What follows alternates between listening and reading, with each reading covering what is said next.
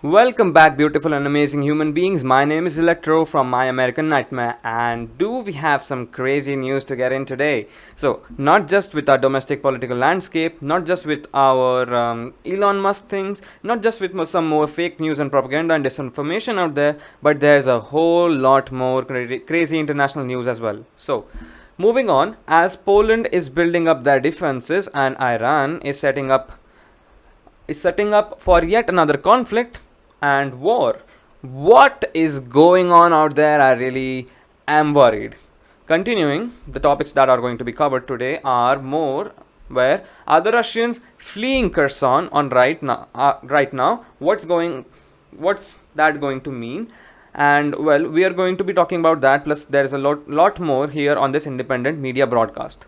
So, the Biden political party is not doing well at all, even in places like New York City, a mainly liberal democratic state that looks like it might actually turn red during this upcoming election, where the unelected governor there, Kathy Hogan, Miss Pro Lockdown, just came out and said that the spiraling rise in crime in that particular state is, quote, a GOP conspiracy, essentially saying there is no crime, there is no people being shoved down the train tracks, there is no people getting beaten up, assaulted and robbed in record numbers like the data clearly shows. Like the overwhelming amounts of videos on social media showing this is just a conspiracy theory. This, of course, is one of the favorite talking points of the intelligence agencies. That establishment, the corporate media, including, of course, the Washington Post, that says, oh, you're asking for a video footage and evidence, you're a conspiracy theorist, and politicians aren't above the law. They play by the same rules that everyone else does. Oh, wait, they don't. Politicians are mostly honest human beings that are moral and follow God. Oh, wait, no, they don't. Government is a force of good, of course, and is there to help and protect individual liberty and people's freedoms, while of course looking out for their own personal well-being. Oh, wait.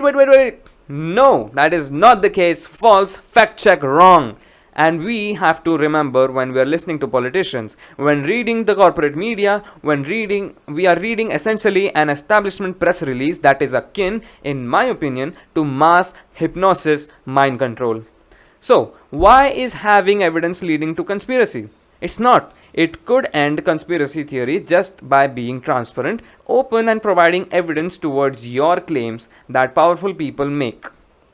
Usually, the powerful people lie about the claims that they make. Why is the corporate media running around with the lunatic kind of nonsensical, illogical thinking? Well, I think it's not even thinking. It's propaganda. Why are there stories of people sterilizing themselves being celebrated and promoted by the corporate media? Well, that's another question you got to ask yourself and people around you. Do they fall for this shenanigans? Do you? As of course, also in recent days, the corporate media has set its sight on Elon Musk, a billionaire that has just purchased Twitter and on an online media, a social media platform. As of course, the same organization that criticizes this billionaire taking over and having an influence in our society celebrated others who did it before him. And when it comes to the corporate media's analysis of this, yes, there's a lot of hypocrisy here, and I can smell it from a mile away. Mainly because Elon Musk is promising to bring back free speech, which would counter a lot of narratives that they are just trying to regurgitate and shove down your throat. Free speech stands in the way of that, and that's why I think Elon Musk has been under attack recently, with of course the latest confirmation or the confrontation being between the media darling AOC, as in the Alexandria Ocasio-Cortez, the representative from New York State, and Elon Musk.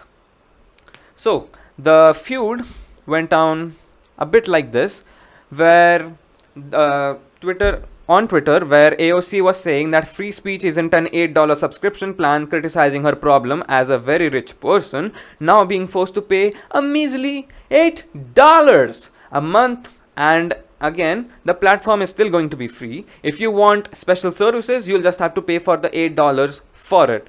Elon Musk responded with a bunch of memes criticizing AOC and her wait, I'll let you see the whole story here.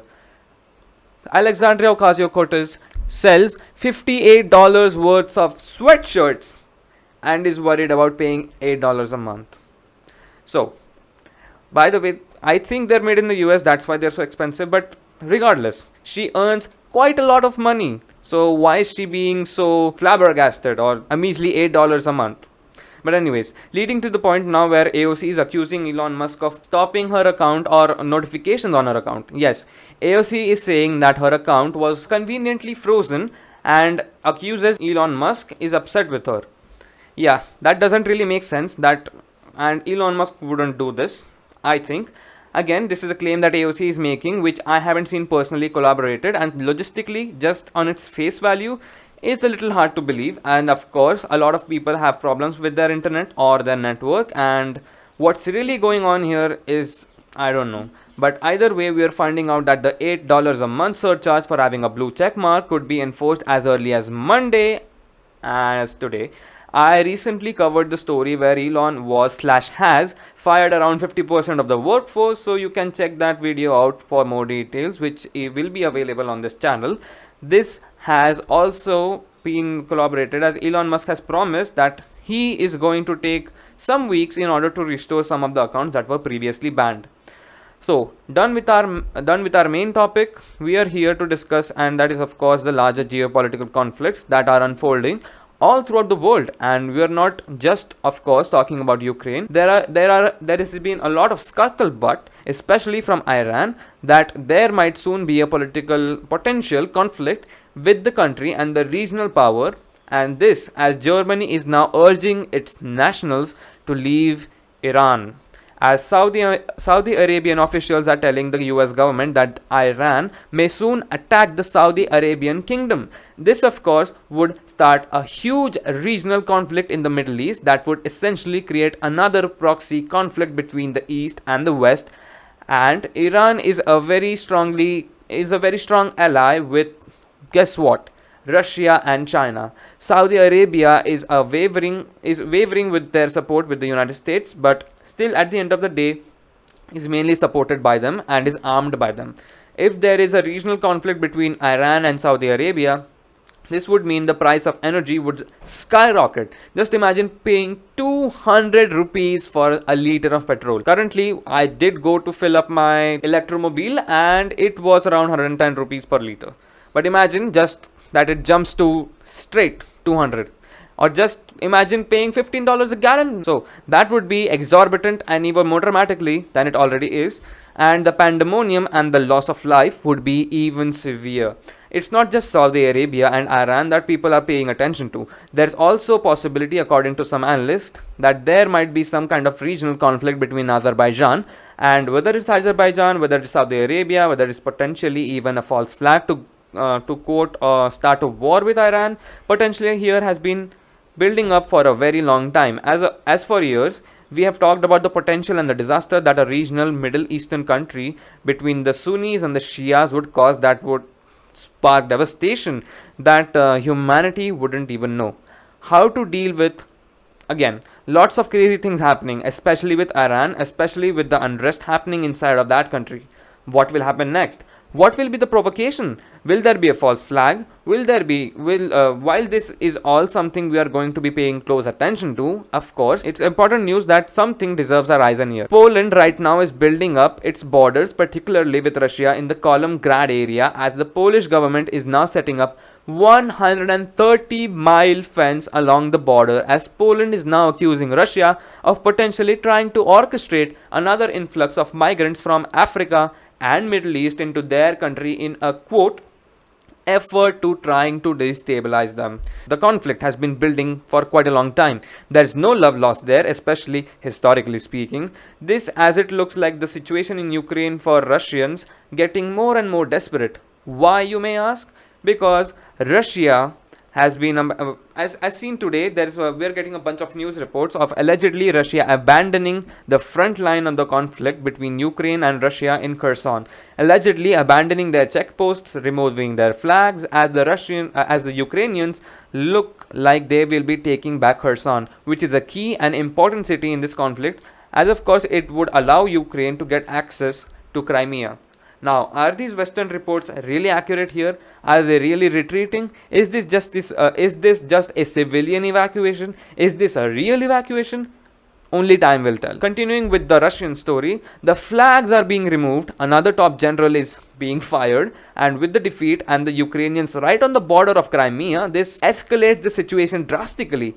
As of course, the Russians are becoming more and more desperate in the situation. With that comes more likelihood of desperate actions, because desperate times, desperate measures, which essentially at the end of the day here don't point to anything favorable for anyone, as of course the West has not been giving Vladimir Putin any easy way to get out of this conflict. This has the Russians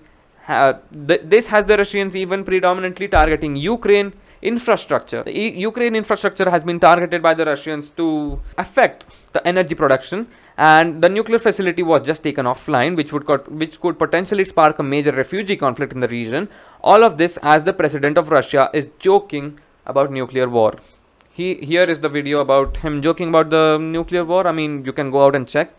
All the sources are there in front of you. I mean, the Russian forces have been preparing to work under radioactive contamination of on this scale, according to Reuters report as well. And with these jokes, they are not really funny. It really makes you wonder what in the world is going on and why are we in this particular situation. This is a stupid situation. This is a situation that is definitely not helping anyone, and especially not the people of Ukraine. This is a situation that a lot of people feel stuck in, and with everything escalating, this conflict will, with the potential new front being opened up in Iran, I think it's fair to say that the writing is on the wall. A lot more trouble is brewing up, and let me tell you, the good times are a bit distant. If you think I'm wrong, down in the comment section below. Stay tuned for more here on YouTube. Thanks for hanging out.